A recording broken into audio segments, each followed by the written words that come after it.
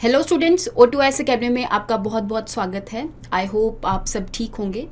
तो आज के MCQs शुरू करने से पहले थोड़ा सा बता देती हूँ जो भी स्टूडेंट्स नए आए हैं इस वीडियो को देख रहे हैं उनके लिए कि हमने एक नए इनिशिएटिव को शुरू किया है जिसके अंदर हम डेली के जो करंट अफेयर्स हैं, चाहे द हिंदू में आए हों, चाहे इंडियन एक्सप्रेस में आए हों, या फिर PIB पर आए हों, या फिर ऐसी जो भी न्यूज़ है जो कि आपके एग्ज़ाम पॉइंट ऑफ व्यू से बहुत ज़्यादा रेलिवेंट है, उन सारी न्यूज़ को हम MCQs के द्वारा प्रैक्टिस करते हैं। डेली के हम 10 MCQs यहाँ पर प्रैक्टिस करते हैं। तो बेसिकली मैं आपको एक पेनेशिया बताती हूँ कि अगर आपको अपने प्रीलिम्स एग्ज़ाम को क्रैक करना है तो पढ़ना इतना ज़्यादा डिफ़िकल्ट नहीं होता है, कोई भी इंफॉर्मेशन को ग्रैब करना इतना ज़्यादा डिफ़िकल्ट नहीं होता है। आपने करना क्या है, बस जो भी आप चीज़ पढ़ रहे हैं उसके अंदर आपने रिवीजन करनी है और अपने एफर्ट्स में आपने कंसिस्टेंट रहना है, तभी आप किसी भी एग्ज़ाम को क्लियर कर सकते हैं। तो अगर आप डेली के जो करंट अफेयर्स हैं इसको MCQs के द्वारा प्रैक्टिस कर लेते हैं तो ये आपको बहुत ज़्यादा हेल्पफुल रहेगा, क्योंकि अल्टीमेटली आपके प्रीलिम्स एग्ज़ाम के अंदर आपको MCQs ही देखने को मिलेंगे और आप एक तरह से एक मेथड जो है, एक पैटर्न जो है उसको रिकॉग्नाइज कर लेंगे कि कैसे मैंने MCQs को वहाँ पर प्रैक्टिस करना है। तो आज के MCQs शुरू करने से पहले अगर आपको इस वीडियो की PDF चाहिए तो आप हमारी O2S अकेडमी की जो ऐप है इसको डाउनलोड कर सकते हैं और यहाँ पे आपको ये PDF मिल जाएगी और आप इसको रिवाइज कर सकते हैं। ठीक है जी, तो स्टार्ट करते हैं आज के सबसे पहले क्वेश्चन से, दैट इज रिलेटेड टू उड़े देश का आम नागरिक स्कीम। अब ये जो उड़ान स्कीम है ये न्यूज़ में किस लिए है, तो इसके बारे में एक बार बात कर लेते हैं। जैसा कि आपने न्यूज़ में भी देखा होगा कि त्रिपुरा और मणिपुर के अंदर इंटरनेशनल एयरपोर्ट्स को डेवलप किया जा रहा है इसी स्कीम के अंडर, दैट इज़ उड़ान स्कीम के अंडर। तो अब अगर मैं उड़ान स्कीम के बारे में बात करूँ तो 2016 के अंदर हमारी जो सेंट्रल गवर्नमेंट है इन्होंने इस स्कीम को लॉन्च किया था और हमारी जो मिनिस्ट्री ऑफ सिविल एविएशन है उसके अंडर इस स्कीम को लॉन्च किया गया था, ताकि हमारी कंट्री के अंदर जितने भी ऐसे एयरपोर्ट्स हैं जिनके अंदर इंफ्रास्ट्रक्चर डेवलप्ड नहीं है या फिर जो भी एयरपोर्ट्स फंक्शनल नहीं है, उन सारे एयरपोर्ट्स को फंक्शनल बनाने के लिए इस स्कीम को लॉन्च किया गया था। इवन आपने देखा होगा कि जो उड़ान स्कीम है उनको अलग अलग जो सेक्टर्स हैं उनके लिए भी ओपन किया जा रहा है। जैसे आपका किसान उड़ान स्कीम है, दैट मीन्स यहाँ पर जो आपकी एयरपोर्ट्स वगैरह हैं या फिर जो एयरक्राफ्ट्स वगैरह हैं उनको जो आपकी फार्मर्स की जो क्रॉप्स होती हैं उनके लिए यूज़ किया जाएगा। जितनी भी आपकी पेरिशेबल क्रॉप्स होती हैं उसको एक जगह से दूसरी जगह पहुंचाने के लिए उड़ान स्कीम का जो है यूज़ किया जाएगा और यहाँ पे ऐसे अनसर्व्ड और अनरिजर्व्ड जो एयरपोर्ट्स हैं उनको डेवलप किया जाएगा।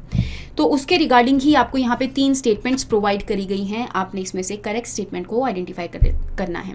बात कर लेते हैं पहली स्टेटमेंट के बारे में कि it is regional airport development regional connectivity scheme. तो बिल्कुल सही है, यहाँ पे अलग अलग रीजन्स को एयरपोर्ट के माध्यम से कनेक्ट किया जा रहा है या फिर फ्लाइट्स के माध्यम से कनेक्ट किया जा रहा है। सेकेंड स्टेटमेंट के बारे में अगर मैं बात करूं कि ये इकोनॉमिकली वाइबल फ्लाइट्स जो हैं, ये जो स्कीम है बेसिकली ट्राई करती है कि इकोनॉमिकली वाइबल फ्लाइट्स को यहाँ पे बनाया जाए और हमारे जो देश के आम नागरिक हैं उनके लिए ये जो फ्लाइट्स हैं ये अफोर्डेबल होनी चाहिए। तो दैट मीन्स आपकी जो सेकेंड स्टेटमेंट है ये भी करेक्ट हो जाएगी। थर्ड स्टेटमेंट के बारे में अगर मैं बात करूँ कि लॉन्च तो ये मिनिस्ट्री ऑफ सिविल एविएशन ने करी थी, लेकिन इसको इम्प्लीमेंट करने के लिए सेंट्रल गवर्नमेंट और स्टेट गवर्नमेंट्स जो हैं उनको अलग अलग जो प्रोपोर्शंस है ये प्रोवाइड कर दिया जाता है। जैसे कि आप जानते हैं कि सेंट्रली स्पॉन्सर्ड स्कीम के अंदर एक पर्टिकुलर रेशो होती है, जैसे 90:10 होती है कई बार, या फिर 60:40 होती है स्टेट और सेंट्रल गवर्नमेंट के अंदर। तो यहाँ पे ये जो स्कीम है एक सेंट्रली स्पॉन्सर्ड स्कीम है जो कि सेंट्रल गवर्नमेंट और स्टेट गवर्नमेंट द्वारा इंप्लीमेंट करी जा रही है। तो दैट मीन्स आपकी तीनों की तीनों जो स्टेटमेंट्स हैं वो यहाँ पर करेक्ट हो जाएंगी। नेक्स्ट क्वेश्चन के बारे में बात कर लेते हैं, that is related to department related parliamentary standing committees. तो अगर मैं इन कमिटीज़ के बारे में बात करूं तो आपने न्यूज़ में भी देखा होगा ना कि जो यहाँ पर एक IT के लिए स्टैंडिंग कमेटी है, इन्होंने बात करी है कि जो नया ड्राफ्ट IT बिल आया है उसके अंदर वेग टर्म्स को यूज़ किया गया है। तो अब ये स्टैंडिंग कमेटीज़ है क्या, इनके बारे में बात कर लेते हैं। तो अगर मैं स्टैंडिंग कमेटीज़ के बारे में बात करूँ तो 3 टाइप की स्टैंडिंग कमेटीज़ आपको देखने को मिलती हैं। एक तो आपकी फाइनेंशियल स्टैंडिंग कमेटीज़ होती हैं, दूसरी आपकी होती हैं डिपार्टमेंट रिलेटेड स्टैंडिंग कमेटीज़ और तीसरी होती हैं अदर स्टैंडिंग कमेटीज़। सबसे पहले बात कर लेते हैं फाइनेंशियल स्टैंडिंग कमेटीज़ के बारे में, जिसके अंदर आपको 3 कमेटीज़ देखने को मिलती हैं। एक आपकी होती है पब्लिक अंडरटेकिंग कमेटी, दूसरी होती है आपकी एस्टीमेट्स कमेटी और तीसरी होती है पब्लिक अकाउंट्स कमेटी। तो उन सब चीज़ों के बारे में हम बात नहीं कर रहे हैं, बात कर लेते हैं department related parliamentary standing committee जो कि 2nd नंबर पर आता है। हमारी कंट्री के अंदर 1993 के अराउंड यहाँ पे टोटल 17 कमेटी थी, लेकिन अभी 2004 के अराउंड यहाँ पे 24 कमेटीज़ जो हैं इनको बना दिया गया है और अभी रिसेंटली टोटल आपको 24 department related parliamentary standing committees देखने को मिलेंगी। ये जो कमेटीज़ हैं इसमें से 24 में से जो 16 कमेटीज़ हैं वो लोकसभा की गाइडेंस के अंडर आती हैं और बाकी की जो बची हुई कमेटीज़ हैं वो राज्यसभा की गाइडेंस के अंडर आती हैं। हर एक कमेटी के अंदर आपको 31 मेंबर्स देखने को मिलेंगे, जिसमें से 21 मेंबर्स जो हैं वो लोकसभा से होते हैं और बाकी के जो बचे हुए मेंबर्स हैं दैट इज़ 10 मेंबर्स जो हैं वो राज्यसभा से होते हैं।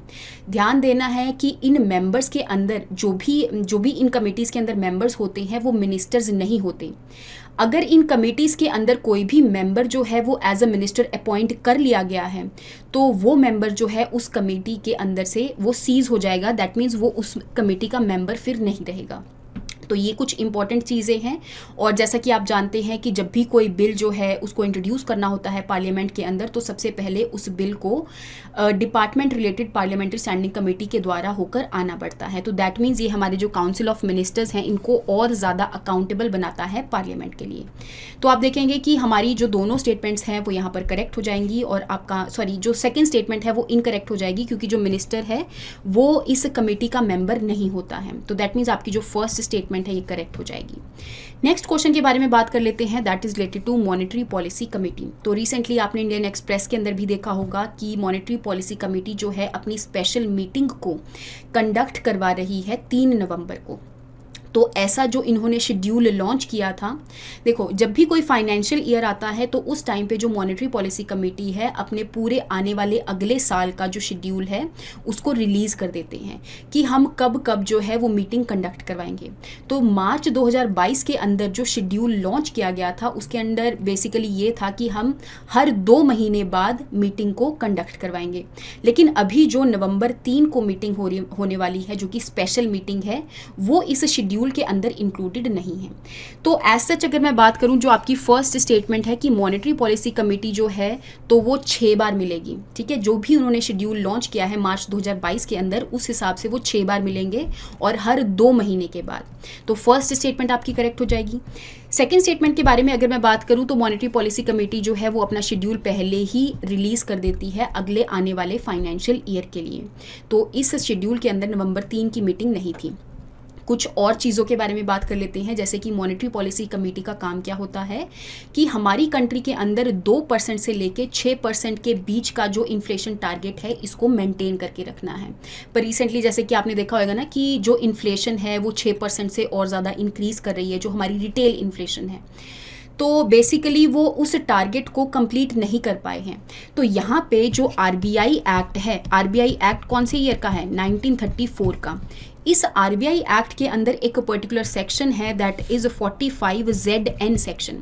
तो इस सेक्शन ये सेक्शन बेसिकली ये बताता है कि अगर मॉनेटरी पॉलिसी कमेटी जो है अगर वो इन्फ्लेशन टारगेट को एक तरह से फुलफिल नहीं कर पाएंगी तो उन्हें एक रिपोर्ट सबमिट करनी पड़ेगी सेंट्रल गवर्नमेंट को कि वो फेल क्यों हो गई टारगेट कंप्लीट करने के लिए। तो एक तो ये सेक्शन आपने ध्यान रखना है। दूसरा सेक्शन मैं आपको बता देती हूँ कि एक है रेगुलेशन 7, तो मॉनेटरी पॉलिसी रेगुलेशन 2016। तो इस रेगुलेशन के अंडर ही ये बताया गया है कि अगर मॉनेटरी पॉलिसी ने कभी भी कोई स्पेशल मीटिंग करनी है तो इस रेगुलेशन के अंडर वो स्पेशल मीटिंग जो है इसको बता सकते हैं। तो दैट मीन्स यहाँ पे आपकी जो दोनों स्टेटमेंट्स हैं ये करेक्ट हो जाएंगी और आपका आंसर बनेगा बोथ 1 और 2। नेक्स्ट क्वेश्चन के बारे में बात कर लेते हैं, that is related to Gilgit Baltistan region.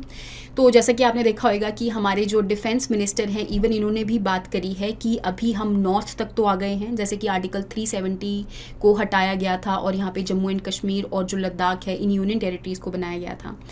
तो इवन जो हमारे जो डिफेंस मिनिस्टर हैं इन्होंने बात करी है कि हम गिलगिट बाल्टिस्तान वाले रीजन तक भी जाएंगे और हम इसको लेकर रहेंगे टाइप्स, ऐसे करके बात करी है। आपने इतना ज़्यादा ऑफेंसिव नहीं होना है, आपने एक तरह से इसको पढ़ाई के तौर पे लेना है और इसको देखना है कि हमारे एग्ज़ाम पॉइंट ऑफ व्यू से ये कैसे रेलिवेंट है। बाकी आप थोड़ा सा अपना वाइडर व्यू बना सकते हैं इस रीजन के लिए।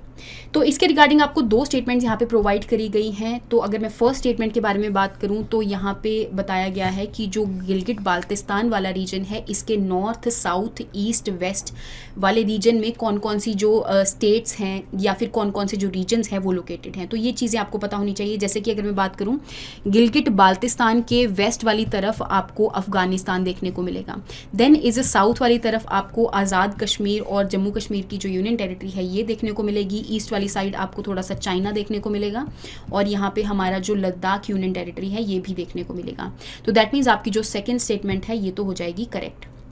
इसके अलावा अगर मैं फर्स्ट स्टेटमेंट के बारे में बात करूं तो जो गिलगिट बाल्टिस्तान वाला रीजन है ये पाकिस्तान को चाइना से कनेक्ट करता है और ये एक लैंड बाउंड्री है।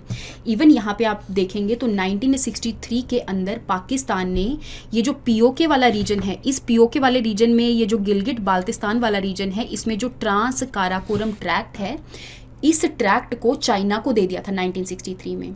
अभी अगर आप इसकी कंडीशन देखेंगे तो यहाँ पे आपको देखने को मिलेगा कि जो गिलगिट बाल्टिस्तान वाला रीजन है that is administered by Pakistan, और वहाँ के बेसिकली ये जो रीजन है जो पाकिस्तान का जो कॉन्स्टिट्यूशन है या फिर पाकिस्तान की जो ओरिजिनल एडमिनिस्ट्रेशन है उसके अंदर इंक्लूडेड नहीं है। तो यहाँ के लोग बोलते भी रहते हैं कि हमें जो मेन स्ट्रीम है उसके अंदर इंक्लूड किया जाना चाहिए, क्योंकि उनको यहाँ पे बेनिफिट्स वगैरह नहीं मिलते हैं, तो इसलिए ये बोलते रहते हैं। तो हम देख लेते हैं यहाँ पे हमारी जो दोनों स्टेटमेंट्स हैं वो यहाँ पर करेक्ट हो जाएंगी। नेक्स्ट क्वेश्चन के बारे में बात कर लेते हैं, that is related to committee for grievance redressal of social media users. तो ये न्यूज़ में इसीलिए है क्योंकि हमारे जो मिट्टी के मिनिस्टर हैं that is minister of electronics and information technology, तो इन्होंने बात करी है कि हम एक ग्रीवेंस रिड्रेसल की जो एपिलेट कमेटी है इसको बनाएंगे।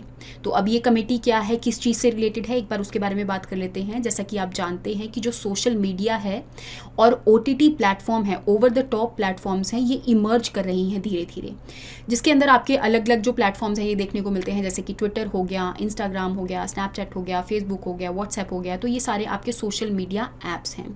तो अब यहाँ पर अगर जो भी यहाँ पे पब्लिक है या फिर यहाँ पे जो भी कस्टमर्स वगैरह हैं, अगर इनको कोई इशू आता है तो ये किसके पास जाएंगे।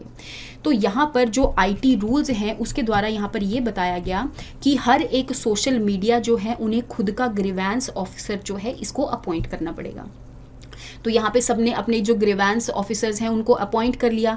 तो दैट मीन्स जो यहाँ पे रिएड्रेसल मैकेनिज्म है ये सेल्फ रेगुलेटिंग था पहले, लेकिन अभी जो मिट्टी मिनिस्टर हैं इन्होंने ये बोला है कि हम यहाँ पर एक अलग से कमेटी को बना देंगे जो कि ग्रीवेंस रीएड्रेसल की एपिलेट कमेटी होगी। दैट मीन्स अगर किसी भी सोशल मीडिया के ऊपर अगर कोई भी इशू आता है और वो इशू आपका जाता है ग्रीवेंस रीएड्रेसल ऑफिसर के पास, तो अगर वो इस इशू को सॉल्व नहीं कर सकते हैं तो ये इशू की जो अपील है आप कहाँ पे कर सकते हैं, ग्रीवेंस एपिलेट कमेटी के अंदर। तो इस कमेटी की यहाँ पे थोड़ी सी टर्म्स भी बताई गई कि इस कमेटी के अंदर टोटल 3 पर्सन आपको देखने को मिलेंगे, एक चेयरपर्सन होंगे और 2 होल टाइम मेंबर्स होंगे जो कि सेंट्रल गवर्नमेंट द्वारा अपॉइंट किए जाएंगे। तो दैट मीन्स आपकी जो फर्स्ट स्टेटमेंट है ये करेक्ट हो जाएगी। अब सेकेंड स्टेटमेंट के बारे में यहाँ पे बात कर लेते हैं। जैसे कि अगर कोई इशू आता है और वो ग्रीवेंस ऑफिसर रीएड्रेसल ऑफिसर के पास जाता है और कोई भी पर्सन अगर इनके जो भी जुरिस्डिक्शन आई है या फिर जो भी यहाँ पे जजमेंट्स प्रोवाइड करी गई हैं अगर उससे खुश नहीं है तो वो दोबारा से अपील कर सकते हैं, लेकिन वो जो अपील है 30 दिन के अंदर अंदर होनी चाहिए। तो दैट मीन्स आपकी जो सेकंड स्टेटमेंट है ये भी करेक्ट हो जाएगी। और इवन यहाँ पे ये बताया गया कि ये जो ग्रीवेंस एपिलेट कमेटी है ये हर किसी इशू को 24 घंटे के अंदर अंदर एक्नॉलेज करेंगे और अगले आने वाले 15 दिन के अंदर इस इशू को रिजॉल्व किया जाएगा। तो दैट मीन्स यहाँ पे आप देखेंगे आपकी जो दोनों स्टेटमेंट्स हैं ये करेक्ट हो जाएंगी। नेक्स्ट क्वेश्चन के बारे में बात कर लेते हैं, that is related to one nation one uniform. तो रिसेंटली आपने देखा होगा कि जो चिंतन शिविर है इसको ऑर्गेनाइज किया जा रहा है हरियाणा के सूरजकुंड के अंदर। तो अगर मैं इस चिंतन शिविर के बारे में सबसे पहले बात कर लेती हूँ, ये एक ब्रेन स्टॉर्मिंग इवेंट होता है जिसके अंदर हमारी कंट्री के जितने भी होम मिनिस्टर्स हैं, चाहे वो स्टेट के होम मिनिस्टर्स हों चाहे वो यूनियन के होम मिनिस्टर हों, तो ये सभी पार्टिसिपेट करते हैं। इवन यहाँ पे जो DGPs हैं पुलिस फोर्सेस के ये भी पार्टिसिपेट करते हैं, सेक्रेटरीज भी पार्टिसिपेट करते हैं। और रिसेंटली आपने देखा होगा न्यूज़ के अंदर कि हमारे जो प्रधानमंत्री जी हैं इन्होंने बात करी है वन नेशन वन यूनिफॉर्म के बारे में। तो अगर मैं वन नेशन वन यूनिफॉर्म के बारे में बात करूं तो ये बात करते हैं कि हमारी कंट्री के अंदर जो पुलिस फोर्सेस हैं अलग अलग स्टेट्स के अंदर आपको अलग अलग यूनिफॉर्म्स देखने को मिलती है। तो पुलिस फोर्सेस के रिगार्डिंग ही यहाँ पे आपको 2 स्टेटमेंट्स जो हैं ये प्रोवाइड करी गई हैं। जैसे कि अगर मैं बात करूँ कि हमारे इंडियन कॉन्स्टिट्यूशन के अंदर जो 7th शेड्यूल है ये बात करता है 3 लिस्ट्स के बारे में। पहली लिस्ट है यूनियन लिस्ट, दूसरी है स्टेट लिस्ट और तीसरी है कॉन्करेंट लिस्ट। तो यहाँ पे आपको स्टेट लिस्ट के अंदर देखने को मिलेगा, जो कि लिस्ट नंबर 2 है, उसके अंदर देखने को मिलेगा कि जो पब्लिक ऑर्डर है और जो पुलिस है ये दोनों आपकी स्टेट लिस्ट के अंदर लाई करती है। दैट मीन्स इसके रिगार्डिंग लॉ बनाने की जो रिस्पॉन्सिबिलिटी है या फिर जो ज्यूरिसडिक्शन है वो स्टेट गवर्नमेंट के पास आती है। तो दैट मीन्स आपकी जो सेकंड स्टेटमेंट है ये करेक्ट हो जाएगी। फर्स्ट स्टेटमेंट के बारे में बात करूं तो ये मैंने आपको बता ही दिया कि इंडियन कॉन्स्टिट्यूशन के द्वारा ही ये बताया गया कि जो हमारी पुलिस फोर्सेज हैं उसके रिगार्डिंग लॉ बनाने की जो ज्यूरिसडिक्शन है वो हमारी स्टेट गवर्नमेंट के पास रहती है। तो दैट मीन्स यहाँ पे क्योंकि आपको क्वेश्चन में इनकरेक्ट स्टेटमेंट के बारे में पूछा गया है तो आपका आंसर बनेगा नीदर 1 नॉर 2। बाय मिस्टेक यहाँ पे मैंने बोथ 1 and 2 लिख दिया है, लेकिन आपने ध्यान रखना है कि इनकरेक्ट स्टेटमेंट के बारे में पूछा गया है, that is neither 1 nor 2। Next question के बारे में बात कर लेते हैं, दैट इज रिलेटेड टू हाथी कम्युनिटी। तो आपने देखा भी होगा क्योंकि हिमाचल प्रदेश के अंदर इलेक्शंस आ रही हैं तो यहाँ पे अलग अलग इश्यूज आपको देखने को मिलते हैं। तो यहाँ पे जो हाथी कम्युनिटी है वो भी न्यूज़ में थी और इवन आपने पहले भी देखा होगा कि हमारे जो होम मिनिस्टर जी हैं इन्होंने SC स्टेटस देने की बात करी है हाथी कम्युनिटी को। तो उनके रिगार्डिंग ही यहाँ पे आपको 2 स्टेटमेंट्स प्रोवाइड करी हैं, आपने करेक्ट स्टेटमेंट को आइडेंटिफाई करना है। सबसे पहले बात कर लेते हैं कि ये जो कम्युनिटी है ये कहाँ पर रहती है, कौन से रीजन में रहती है। तो यहाँ पर आपको हिमाचल प्रदेश और उत्तराखंड का जो बॉर्डर है जहाँ पे आपको अलग अलग रिवर बेसिन्स जो है ये देखने को मिलते हैं। एक गिरी रिवर बेसिन हो गया, एक आपका टोन्स रिवर बेसिन हो गया, जो कि दोनों ही यमुना की ट्रिब्यूटरी हैं। तो इस बेसिन के अंदर आपको हाथी कम्युनिटी ज़्यादातर देखने को मिलती हैं। और अगर मैं बात करूं कि ये हाथी कम्युनिटीज़ क्या करते हैं तो यहाँ पे जो अलग अलग होम ग्रोन क्रॉप्स हैं, वेजिटेबल्स हैं, मीट है, वूल है, इन सब को मार्केट्स में जो कि वहाँ की लोकल होती हैं, हार्ट्स होती हैं, उनके अंदर जाकर बेचते हैं। तो ये इनका ट्रेडिशनल काम है। तो दैट मीन्स यहाँ पे आपको दोनों स्टेटमेंट्स जो हैं ये करेक्ट देखने को मिलेंगी। नेक्स्ट क्वेश्चन के बारे में बात कर लेते हैं, तो that is related to Tulu language and code of language. तो अगर मैं इन लैंग्वेजेस के बारे में बात करूँ, रिसेंटली न्यूज़ में इसीलिए है क्योंकि आपने देखा होगा ना कि कर्नाटका के अंदर कन्नड़ डेवलपमेंट बिल जो है ये लेकर आया जा रहा है और यहाँ पे जो टुल्लू स्पीकिंग लोग हैं और जो कोड ऑफ स्पीकिंग जो पीपल हैं ये बात कर रहे हैं कि इन लैंग्वेजेस को भी ऑफिशियल स्टेटस जो है ये देना चाहिए। जैसे कि आप जानते हैं कि हमारे कॉन्स्टिट्यूशन के अंदर जो 8th शेड्यूल है उसके अंदर आपको 22 लैंग्वेजेस जो हैं ये देखने को मिलती हैं, लेकिन उनके अंदर ना तो कोड ऑफ लैंग्वेज है और ना ही टुल्लू लैंग्वेज है। तो इसके रिगार्डिंग ही आपको यहाँ पे 2 स्टेटमेंट्स दी हैं, आपने करेक्ट स्टेटमेंट को आइडेंटिफाई करना है। जैसे कि मैंने आपको लास्ट क्लास के अंदर भी बताया था, जो टुल्लू स्पीकिंग लोग हैं वो यहाँ पर एक पर्टिकुलर उनका रिचुअल डांस होता है या फिर रिचुअल प्रैक्टिस होती है जिसको हम भूत कोला के नाम से जानते हैं, जिसके ऊपर कॉन्ट्रोवर्सी भी चल रही है, मैंने आपको बताया था, और जिसके ऊपर बेस्ड एक मूवी भी आई है, दैट इज कांतारा मूवी। तो ये वही टुल्लू स्पीकिंग लोग हैं जिनके अंदर एक फोक सॉन्ग जो है वो भी बहुत ज़्यादा पॉपुलर है, दैट इज पढ़ना। और इवन यहाँ पे आपको फोक थिएटर भी देखने को मिलेगा, दैट इज यक्ष गंगा। तो दैट मीन्स आपकी जो फर्स्ट स्टेटमेंट है ये करेक्ट हो जाएगी। सेकंड स्टेटमेंट के बारे में अगर मैं बात करूँ तो कोड ऑफ लैंग्वेज भी आपको वहाँ पे जो कोडगू डिस्ट्रिक्ट है जो आपके लोअर कर्नाटका वाले रीजन में लाई करता है, वहाँ के जो लोग हैं इस लैंग्वेज को बोलते हैं, जो कि एक द्रविडियन लैंग्वेज है और इसको हम कुर्गी के नाम से भी जानते हैं। तो दैट मीन्स यहाँ कहाँ पर बोली जाती है, कोडगू डिस्ट्रिक्ट के अंदर।